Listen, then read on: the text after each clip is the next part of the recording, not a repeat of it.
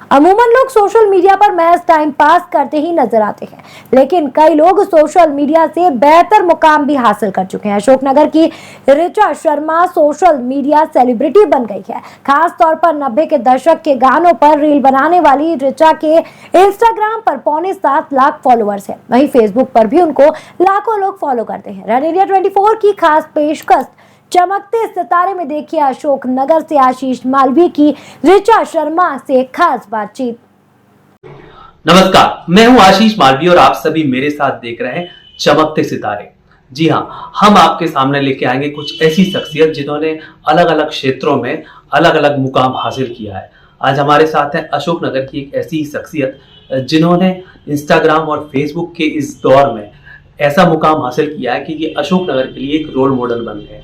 इनके इतने व्यूअर हैं कि जनरली हम देखते हैं कि बहुत सारे सेलिब्रिटीज होते हैं या फिल्मी हस्तियां हैं या फिर क्रिकेटर हैं, उनके इस तरह से व्यूज होते हैं, लेकिन इन्होंने एक छोटे से शहर में रहकर यह मुकाम हासिल किया है। हम इनकी जर्नी के बारे में, इन्होंने कब से शुरुआत की और आगे इनके क्या कुछ प्लानिंग है, इसके बारे में इनसे चर्चा करेंगे।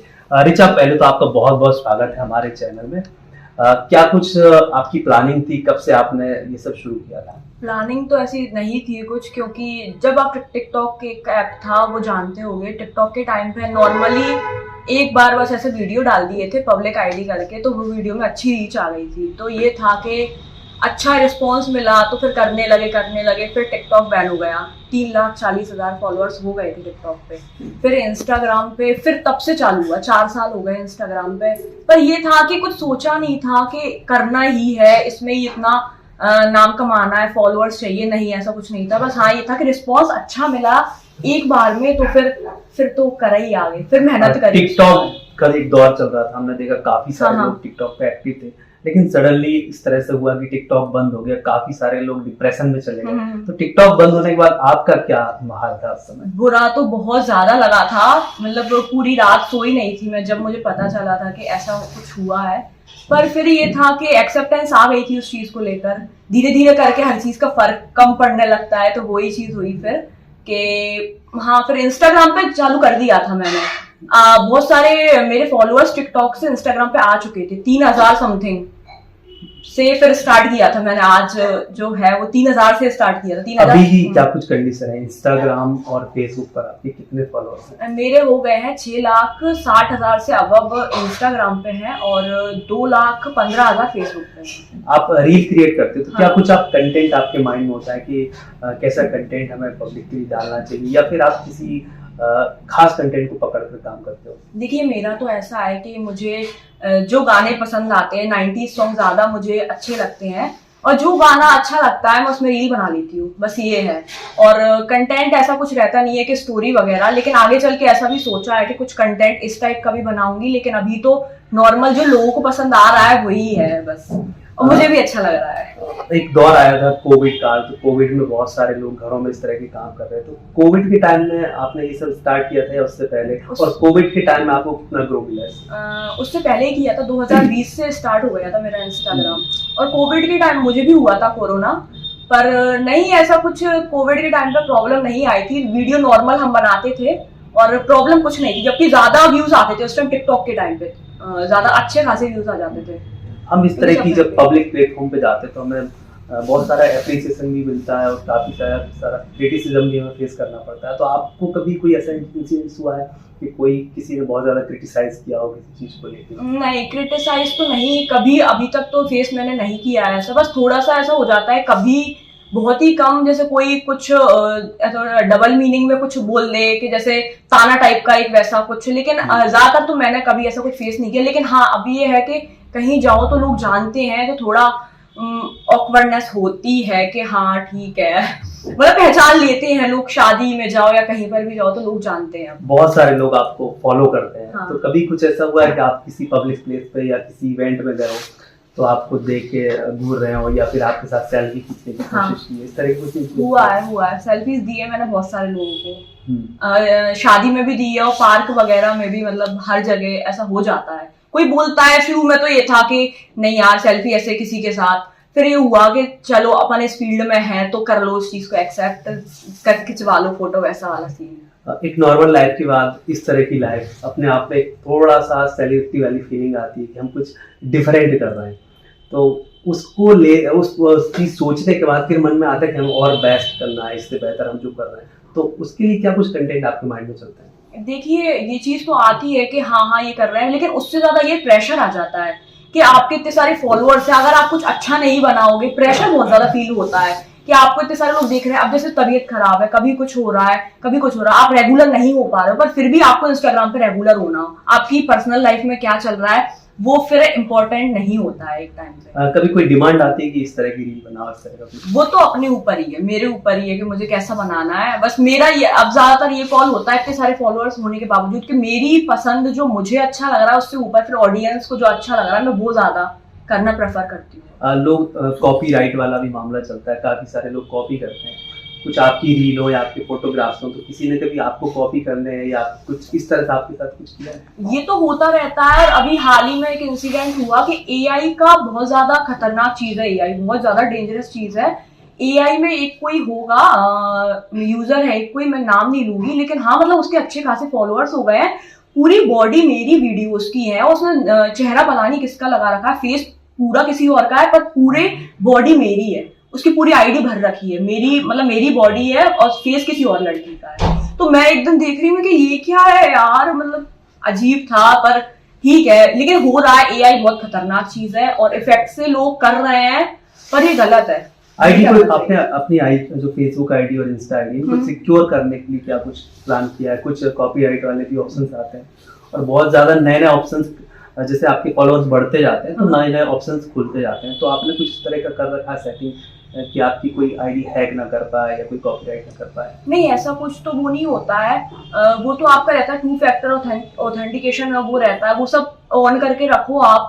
और कॉपीराइट का ज्यादातर लोचा होता है यूट्यूब में, यूट्यूब में ज्यादा उसमें प्रॉब्लम होता है। इंस्टा और फेसबुक में इतना कॉपीराइट में प्रॉब्लम नहीं है, कोई मतलब ऐसा कुछ नहीं है कि आप किसी का ऑडियो यूज कर रहे हो तो इसमें ऑडियो में कुछ प्रॉब्लम नहीं आती है इंस्टा और फेसबुक। जब आपने स्टार्ट किया था, चाहे टिकटॉक की बात करें, इंस्टा की बात करें, तो कभी सोचा था कि हाँ मेरे इतने सारे फॉलोअर्स होंगे, मुझे इतना? आज जब आप उस मुकाम पर पहुंच रहे हो, बहुत जल्दी आप 1 मिलियन टच करने वाले हो, तो क्या कुछ माइंड में चलता है, क्या कुछ फीलिंग्स आपके अंदर आती है? अभी तो कुछ भी समझ में नहीं आता है, बस ये है कि करते जा रहे हैं, प्रेशर ज्यादा बढ़ रहा है, खुशी भी होती है, क्यों नहीं होगी खुशी। आज कुछ भी अपन काम कर रहे हैं वो लोगों को पसंद आ रहा है।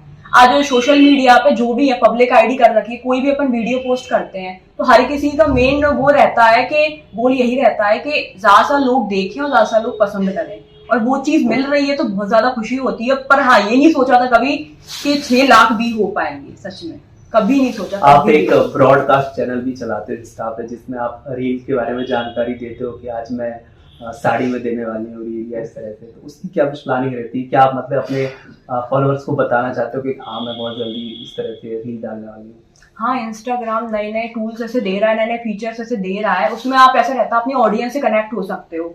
आपको डायरेक्ट कोई बात करनी है, आप स्टोरी पे नहीं डालना चाहते हो तो उस चैनल पे जो लोग हैं आप वहां डाल दो तो लोग देख लेते हैं। पर मेरा भी ऐसा, हाँ कभी कभी मैं डाल लेती हूँ, मन में आता है, पर प्रॉपर अभी ऐसा कुछ नहीं है कि मैं हर रोज कुछ ना कुछ उस चैनल पे पोस्ट करूँ, लेकिन कोशिश करती हूँ कि मैं ज्यादा से ज्यादा उस चैनल पे कुछ ना कुछ पोस्ट करती रहूँ। अब चूंकि आपके बहुत ज्यादा फॉलोअर हो गए हैं तो बहुत सारे ऑप्शंस भी खुलते जाते हैं, कई नई नई अपॉर्चुनिटी भी आती है, तो इन फ्यूचर आपकी क्या कुछ प्लानिंग है, कुछ मॉडलिंग का या एक्टिंग वगैरह से रिलेटेड? मॉडलिंग का तो ज्यादातर नहीं सोचा है कुछ, लेकिन हाँ आगे चल के कुछ अच्छा वर्क मिलता है, कुछ अच्छा ऑफर आता है तो मैं जरूर करूंगी। आजकल वायरल होने के लिए कई सारी लड़कियों की बात करें या लड़कों की बात करें तो गलत कंटेंट का यूज करते हैं, तो ऐसे लोगों की क्या कुछ कहोगे जो कि गलत कंटेंट यूज करने के बाद फिर वायरल होने की कोशिश करते हैं? और हमारा शहर छोटा है लेकिन यहाँ पर भी हम लोग ऐसी चीजें देख रहे हैं, तो ऐसे चाहे यूजर्स की बात करें या फिर जो आईडी चलाते हैं उनकी बात करें, तो उनके लिए क्या कुछ कहना चाहोगे? देखिए, आज का टाइम ऐसा है कि हर कोई फेमस होना चाहता है। ये वो टाइम आ गया है सोशल मीडिया के थ्रू, हर कोई ये चाहता है कि ज्यादा से ज्यादा, मतलब मैं फेमस हो जाऊं चाहे मैं कुछ भी करूं। लेकिन लोग ये भूल जाते हैं कि आप फेमस हो जाओगे, उसके बाद आपके घर वाले हैं, ठीक है, आप वो आपकी वीडियो देख पाए, आपको कहीं ना कहीं मन में ये होना चाहिए। और मेरे तो ज्यादातर वीडियो इंडियन अटायर में होते हैं, साड़ीज में होते हैं और सूट वगैरह, मुझे ज्यादातर यही पसंद आता है। तो ये तो अपने ऊपर, ये टोटल अपना कॉल है, और उनको भी कुछ नहीं बोल सकते अपन के जो नहीं उस टाइप का कंटेंट बना रहे, पर उनको भी नहीं बोल सकते, वो उनका कॉल है। लेकिन मेरे हिसाब से सही नहीं है, वो चीज़ सही नहीं है। बिल्कुल बिल्कुल। और भी काफी सारी ऐसी चीजें होती है, जैसे हम लोग फेसबुक पे या इंस्टा पे कुछ डाला, किसी ने कुछ गलत कमेंट किया, फिर एक लिंक बन जाती है नीचे, उस तरह के लोग कमेंट करते हैं, तो उससे कभी इरिटेशन वगैरह हुआ इस तरह की बातें? इंस्टाग्राम पे ऐसा है कि जैसे आपकी कोई वीडियो वायरल होती है तो आप उस वीडियो खोलते हो, किसी की भी खोलना, किसी भी सेलिब्रिटी की, तो वो नेगेटिव कमेंट ऊपर दिखाता है।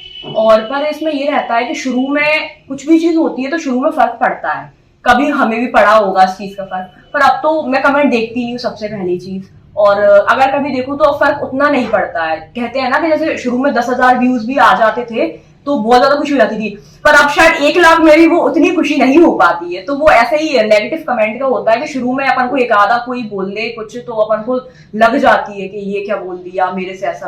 अब तो ऐसा है कि आदत पड़ गई, हमें ज्यादातर एप्रिसिएशन मिल रहा है तो फिर उस चीज को ध्यान ही नहीं देना है। और अगर कोई करे तो बिल्कुल इस चीज नेगेटिव कमेंट को तो बिल्कुल इग्नोर ही करे वो। कुछ बहुत ऐसे एकदम फॉलोअर होते हैं, कंटिन्यू आपको फॉलो कर रहे होते हैं, उनके कमेंट्स भी होते हैं, तो कोई ऐसे फॉलोअर आपके दिमाग में, ये जहन में आ गए कि नहीं ये मेरा कंटिन्यू फॉलोअर है, उनके कमेंट को आप विशेष तौर पर देखते हो, भले आप नाम ना बताएं, लेकिन कुछ ऐसे फॉलोअर्स आपके होंगे? हाँ, कुछ तो है जो टिकटॉक से आए थे इंस्टाग्राम पे, और जो लोग आज तक कमेंट करते हैं उनका तो मतलब कभी कभी ऐसा लगता है कि यार इन लोग के कमेंट ही नहीं आ रहा है बहुत टाइम से। ऐसा हो जाता है कि वो लोग अभी तब से लेके 4 साल से रेगुलर कमेंट कर रहे हैं और टिकटॉक पे भी करते थे। कभी कोई ऐसा बंदा या बंदी मिली है जो आपके किसी इवेंट में गए हो और कहते हो कि हम आपको फॉलो करते हैं, आप हमारे मैसेज का रिप्लाई भी नहीं करते हो, इस तरह की बातें कुछ भी हो? नहीं, मैसेज का रिप्लाई का तो किसी ने नहीं बोला है, लेकिन हाँ ये तो होता है कि आप बहुत अच्छी वीडियोस बनाते हो और हम आपको देखते हैं, ये वो तो हर जगह ही होता है, अब तो हर जगह होता है ऐसा। ये सारी चीजें करने के साथ साथ हमें एक चीज और होती है कि हमारा फैमिली सपोर्ट कितना है। तो आपके पेरेंट्स का, आपकी फैमिली का कितना कुछ सपोर्ट रहता है? कभी वो उन्होंने मना किया है या फिर और अप्रिशिएट किया कि नहीं और अच्छी साड़ी पहनो, आज ये वाली पहनो? कभी मना नहीं किया, किसी भी चीज के लिए मना नहीं किया। मतलब मैं ऐसे घर से बिलोंग करती हूँ जहाँ किसी भी चीज के लिए रिस्ट्रिक्शन नहीं है।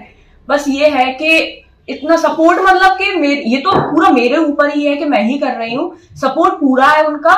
लेकिन बस ये है कि इतना शायद वो भी अभी इस चीज को समझ नहीं, क्योंकि अभी सोशल मीडिया अपनी जनरेशन के लोग ज्यादा समझते हैं, है ना, और मम्मी पापा इतना नहीं समझते, लेकिन फिर भी मेरे घर वाले बहुत हद तक समझते हैं। और कोई ऐसा वाकया, ऐसा कोई इस फील्ड से रिलेटेड कोई ऐसी बात जो हमारे आप दर्शकों से शेयर करना चाहो, कोई भी ऐसी बात है? देखिए, मेन यही है कि आप कुछ कर रहे हैं, ऑडियंस क्या चाहती है, ऑडियंस जिस चीज से रिलेट करे ऐसा ही कुछ बनाए, और अगर आपके अंदर टैलेंट है तो आप जरूर आगे बढ़ोगे। लोग कॉपी करने की कोशिश करते हैं या फिर सबका एक रोल मॉडल होता है, तो आपका कोई रोल मॉडल वगैरह है? नहीं, रोल मॉडल तो कोई को नहीं बोलूंगी मैं, क्योंकि मैं ऐसा नहीं है कि भैया हमसे बड़ा नहीं है, हम तो कुछ है नहीं, लेकिन हाँ बस ये है कि मैंने ये सब किसी को देख के नहीं किया है, बस ये है। 90s के ही सॉन्ग क्यों पसंद करते हो? उसके बाद अभी भी बहुत सारे सॉन्ग आते हैं और नए नए ट्रेंड में कोई ऐसे सॉन्ग भी आ जाते हैं, तो वो कभी ट्राई करते हो? मेरे से बहुत सारे लोग बोलते हैं आप ट्रेंड क्यों फॉलो नहीं करते हो, ये वो। अब मेरा ये है कि मुझे अगर इससे ही कुछ मिल रहा है तो फिर मैं वहां जाऊंगी ही क्यों, ये चीज हो जाती है ना कि। पर लेकिन हाँ ये है कि मुझे पसंद भी वही आता है, मैं ऐसा नहीं है कि मन मार के करती हूँ, मुझे अच्छा नहीं लगता है। मुझे 90s सॉन्ग ज्यादा पसंद आते हैं, ओल्ड सॉन्ग ही पसंद आते हैं। चलिए हमसे बातचीत करने के लिए बहुत बहुत धन्यवाद।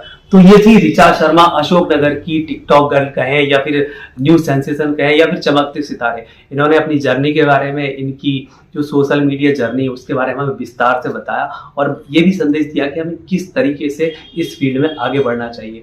अशोकनगर से चमकते सितारे के लिए रेड इंडिया 24 के लिए आशीष मालवीय।